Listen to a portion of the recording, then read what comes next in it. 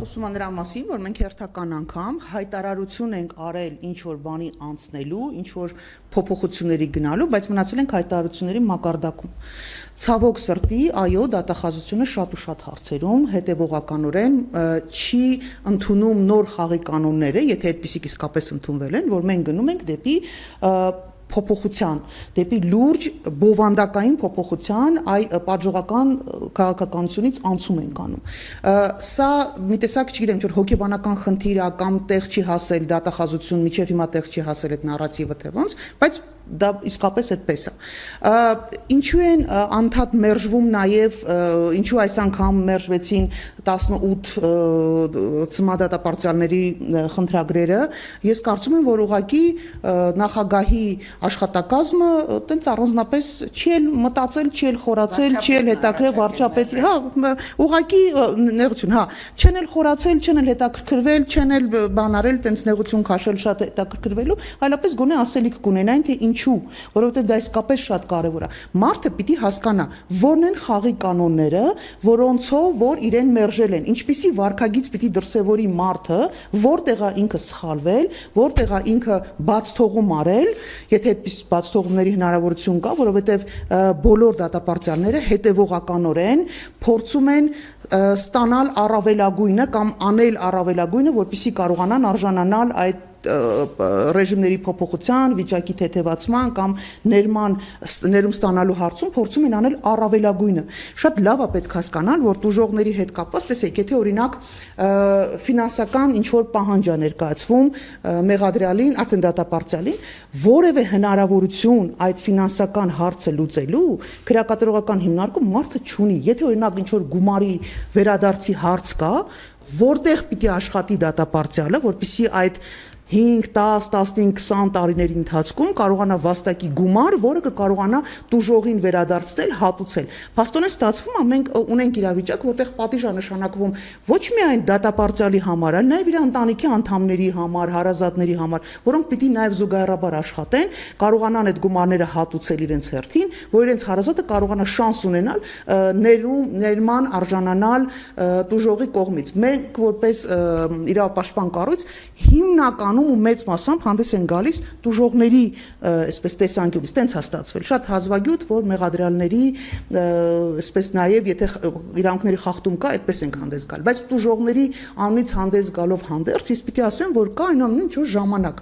Օրինակ ցմադատապարտյալների պարագայում, եթե մարդիկ 20-25 տարի գտնվում են քրեակատարողական հիմնարկում, դա այլևս համարեք, որ պատիժը մարդիկ կրել են։ Համարեք, որ դա այլևս պատասխանատվությունը պետության վրա է, չի կարելի դա թողել տուժողի վրա։ Այո, տուժողը իր հարազատի կորստի կամ չգիտեմ զգացմունքային այդ հարթության վրա ինքը կարող է հավերժ չներել մարդուն։ Արդյոք դա նշանակում է, որ մարդը պիտի ամեն ինչ անի, իր բոլոր ջանքերը ներդնի այդ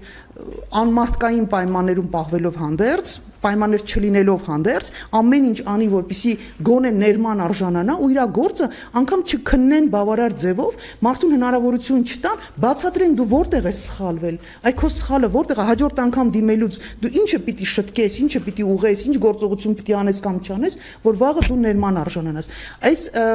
քո պատասխանատվությունը, պետության պատասխանատվությունը տուժողի վրա բարթել, կներեք արդեն անպատասխանության մասին է խոսում, ի վերջո այս հարցը պետք է լուծել մեկընդմիշտ։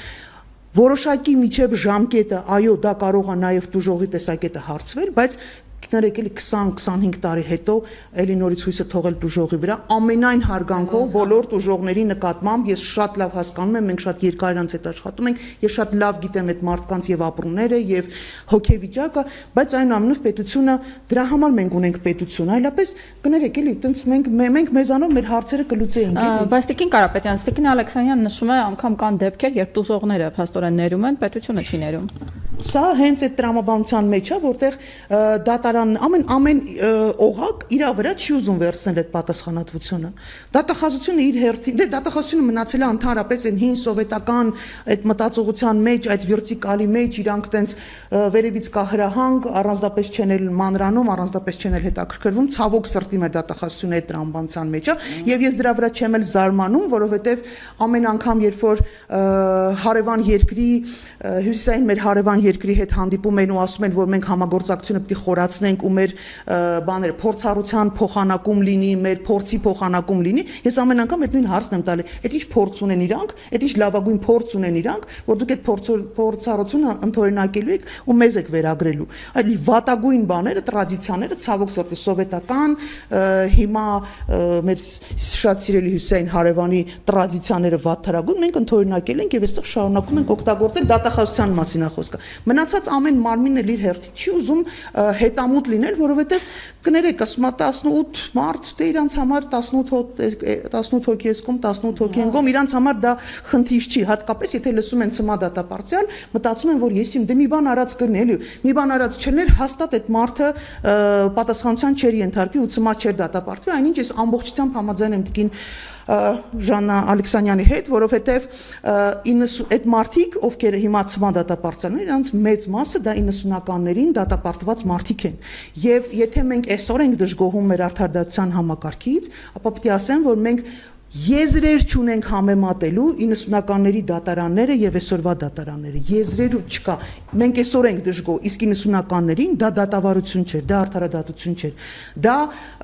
ցմա մարդուն դատապարտել 3-4 դատական նիստով եւ այսօր չունենալ անգամ քրեական գործը չունենալ, որովհետեւ մեր արդարադատության համակարգը կառուցված է այնպես, որ վճռաբեկ դատարանի որոշումից հետո քրեական այսինքն ապացույցները վերադարձնում են, կամ ինչ որ վերացման ենթակա է վերացնում են, քրեական գործերն էլ արխիվում պահվում են, ասենք մի 20, 30, 40 հատոր գործից կարող է մի հատոր մեզքան պետքական կամ մեծ մասամբ անպետք ինչ որ փաստաթղթեր պահված լինեն։ Այսինքն մարդը 20 տարի հետո տեխնիկայի զարգացման, չգիտեմ, գիտության զարգացման, մնացած ամեն ինչի արդարադատության, իրավունքի զարգացման այդ բոլոր բարիքներից մարդը չի կարողանում օգտվել, որովհետև հնարավորություն չկա ու այդ պայմաններում անգամ իր գործը չքննել բավարար ու ներման ինստիտուտն էլ չփորձել աշխատացնել, շատ կներեք, էլի սրա արդարադատությունը ո՞րն է։